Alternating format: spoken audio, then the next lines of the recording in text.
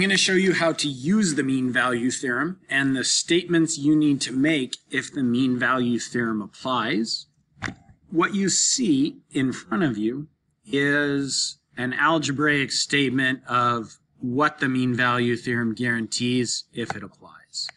So imagine some function that had, we'll call that function f of x. What I drew was maybe I should draw that in a different color.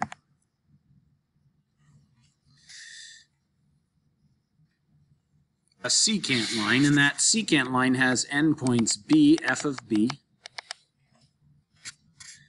and a, f of a. So the slope between those 2 points would be this left-hand side, f of b minus f of a over b minus a. That's some slope. And if the mean value theorem applies, it's guaranteed you can find some place like this. Okay, what did I attempt to draw? I attempted to draw a place where a slope is equal to a slope. The slope of a tangent line is equal to the slope of that secant line. Okay. So the mean value theorem only applies to continuous functions on an interval, and that function must be also differentiable on that interval. X squared minus 2x minus 1 is a parabola. And so it actually doesn't matter what that parabola looks like. Parabolas are polynomials, so they are continuous and differentiable everywhere. So let's see what this statement looks like. H of x is continuous on the closed interval 0 to 1 and differentiable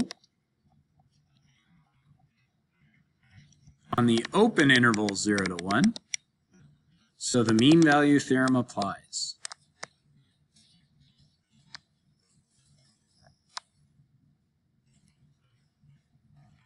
And what that means is, I don't know exactly where h is, something like this, but between 0 and 1, we're talking about a secant line.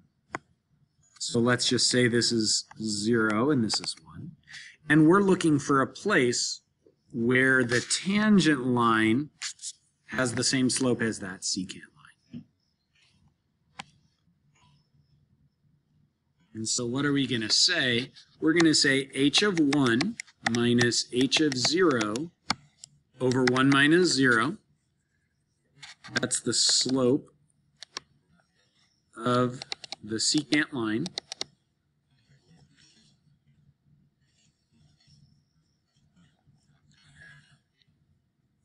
To h of x on 0, 1 must be equal to h prime of some place. So we're looking for one place where the slope of the tangent line is equal to the slope of the secant line on h between 0 and 1. So if you can write that first part, everything else, basically you're told what to do. I think you can do h prime of x in your head, 2x plus 2. So h prime of c is 2c plus 2. Okay, can we do h of 1 in our heads? I think we can. That's 2.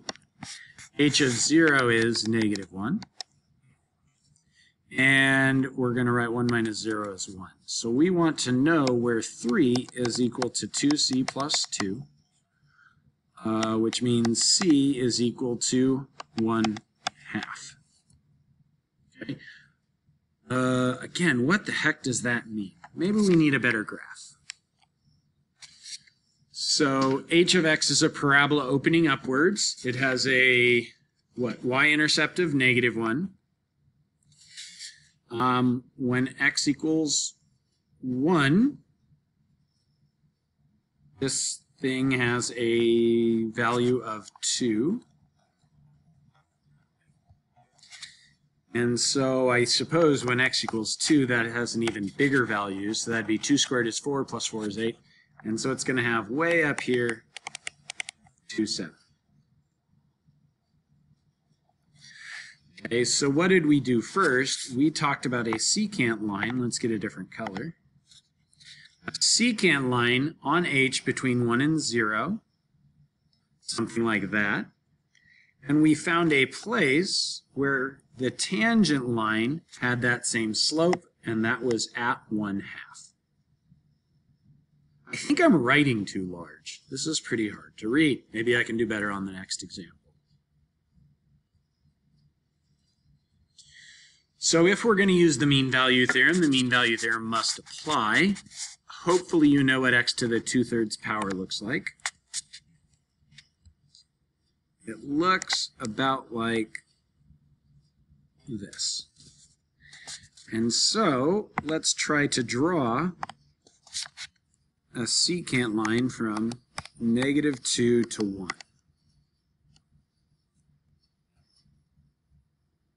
Is it going to be the case that we can find a tangent line in between -2 and 1 that has the same slope as that secant line? We actually can't, and the reason is the mean value theorem requires that we use a differentiable function. So while g is continuous in between -2 and 1, g is not differentiable in between -2 and 1. So that's what I need to write. I'm actually going to write all of that. Although g of x is continuous on the closed interval -2 to 1, g of x is not differentiable on the open interval -2 to 1. So the mean value theorem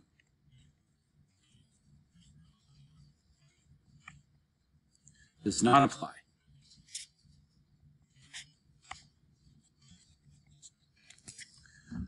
That's the whole thing.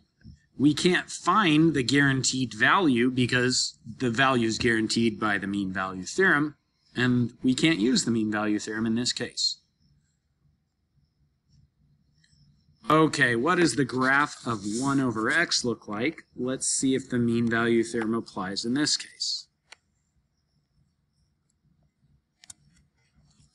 So 1 is about here, and 4 would be somewhere over here.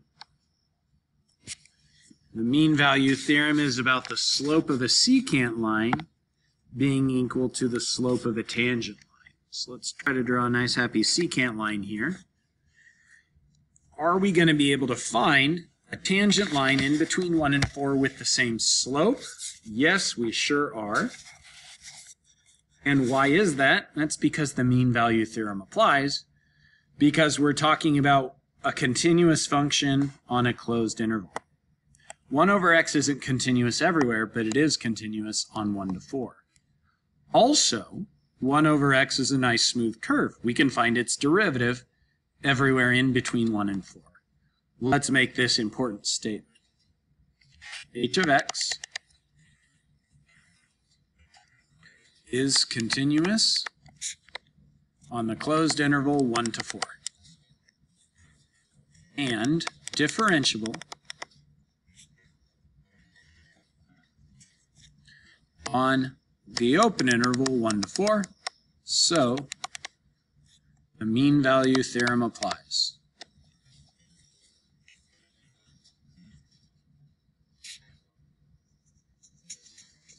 This statement is so incredibly important. If on the AP test you start using the mean value theorem without stating the constraints of the mean value theorem, basically what needs to be true, you're not going to get credit for using the mean value theorem anyways.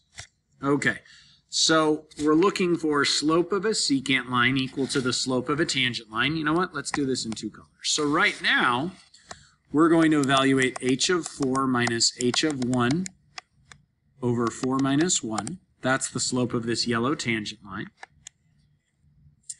And what's that going to be? That's going to be 1/4 minus 1 over 3.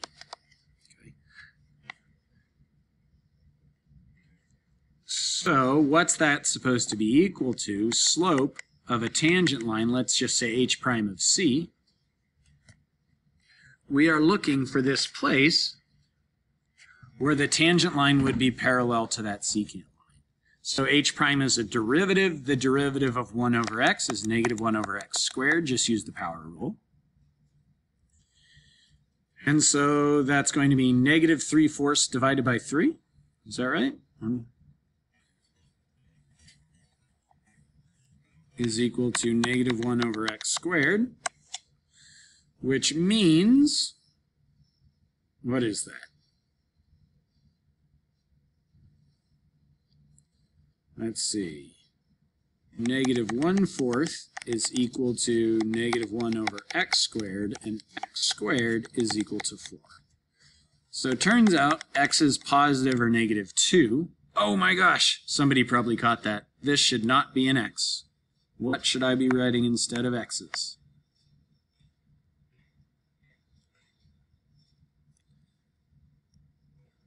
I should be writing c's. Negative 1 over c squared. So c squared is equal to 4, and c is positive or negative 2.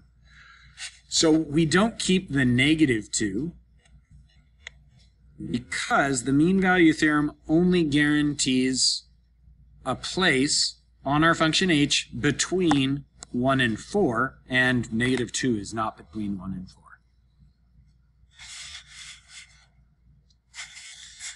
Do you know what natural log of x minus 1 looks like? Hopefully. Natural log of x minus 1 looks a whole lot like natural log of x, but instead of having a vertical asymptote at x equals 0, it has a vertical asymptote at,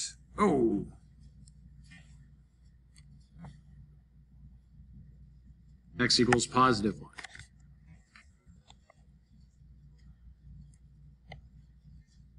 Now, natural log of x is continuous and differentiable everywhere, including from 2 to 4, which is going to mean that the mean value theorem applies.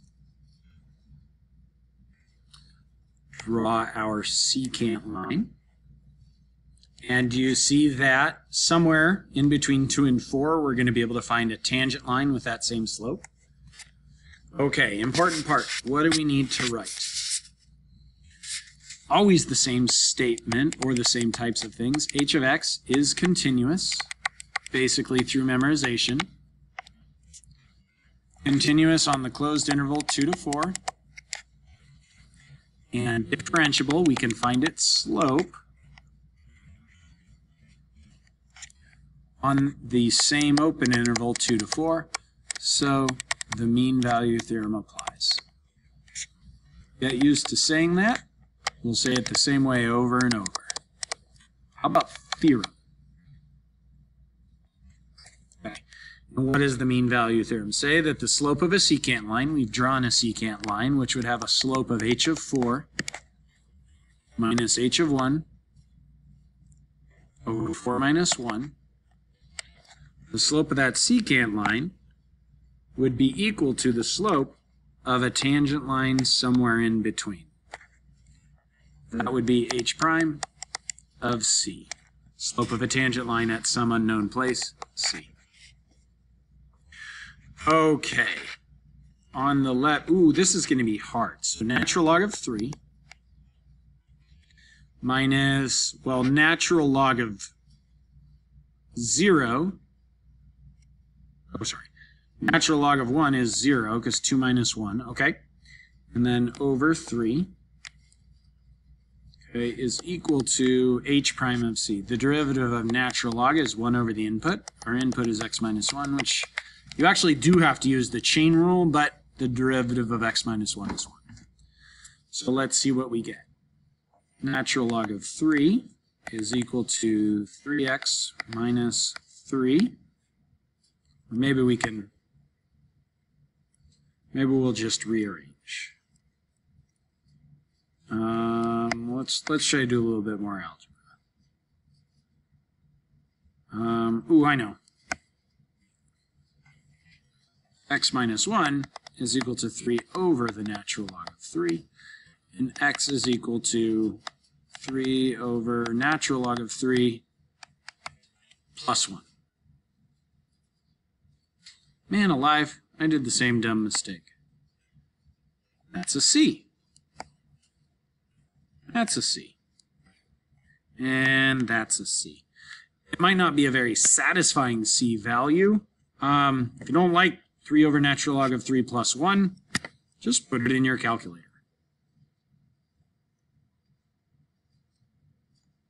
Okay, last example. Is cosine of x going to satisfy the mean value theorem on 0 to 2 pi? Why, yes it is.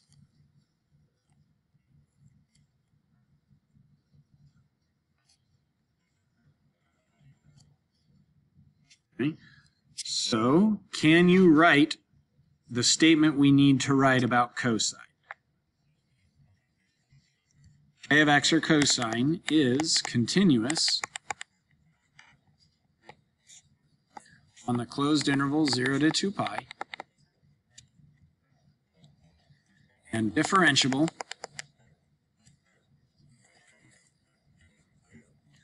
on that same open interval 0 to 2 pi.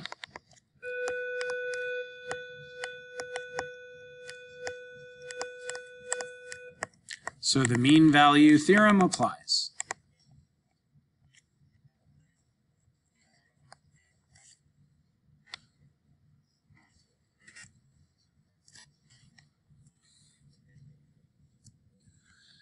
Which means somewhere in between 0 and 2 pi, we're going to be able to find a place where the tangent line slope is equal to that secant line slope. So we're going to write k of 2 pi minus k of 0 over 2 pi minus 0. That's slope of a secant line. And let's figure out what that is. That's 1 minus 1 over 2 pi or 0. So we're looking for a place where cosine has a horizontal tangent.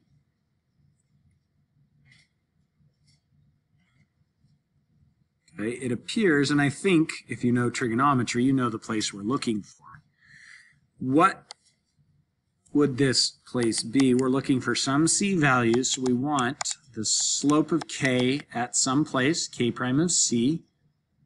The derivative of cosine is negative sine. I'm going to get this right one time, so negative sine of c, which means we can actually write that as positive sine of c equal to 0. And c is going to be equal to inverse sine of 0. Oh no, you may not realize something. Inverse sine of 0 is 0. But you have to do some rotational symmetry in the unit circle to figure out that we're actually not talking about at 0. We're talking about